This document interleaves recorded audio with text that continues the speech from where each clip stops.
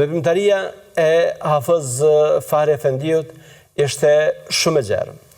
Është e gjatë, ai ka shërbyer me përkushtim mbi gjysmë shekulli ditë e natë. Në vitin 1963, një delegacion fetar nga ish Jugoslavia viziton Marokun. Ndër anëtarët e delegacionit ishte edhe Hafez Fahriu. Aty priten nga Nikoqiri mbreti Hasani i dytë.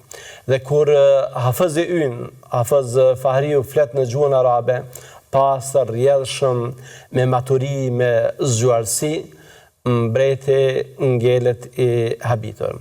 Vite më vonë, kur mbreti Hasani i dytë e kishte takuar Fadil Hoxhën, e kishte pyetur nëse e njehte Fahri Efendiun, i cili është nga vendi juaj, ishte drejtuar kësaj.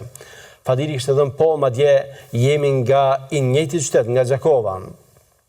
Kurse mbreti Hasan i kishte thënë kësaj. Një kokë si e ti, plotërsi i mjafton vendit tuaj.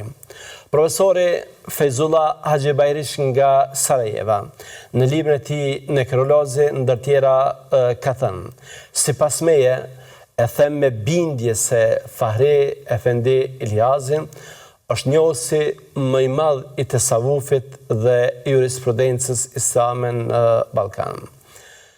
Në një intervistë me Hajrëz Demakun, i cili ka qenë nxënësi Hafezit ton, se dhe ka qenë po kështu luftëtar për krah Shaban Polluzhës, është përndryshe babai i shkrimtarit të njohur Davut Demakut nga Drenica, kur ishte pyetur kësaj Mixhajriz, kush është për ty më i pari për pushk, trimni dhe për dituri?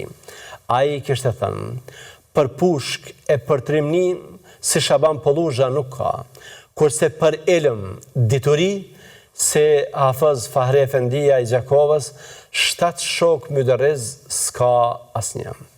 Për Fahri Efendiun dhe kontributin e tij, Kryesia e Bashkisë Islame të Kosovës, respektivisht Instituti për Hulumtime dhe Studime Islame, në vitin 2023 ka organizuar një tryezë shkencore Hafez Efendi Fahri Iliazi, alim dhe udhëhec i shquar i Bashkisë Islame të Kosovës.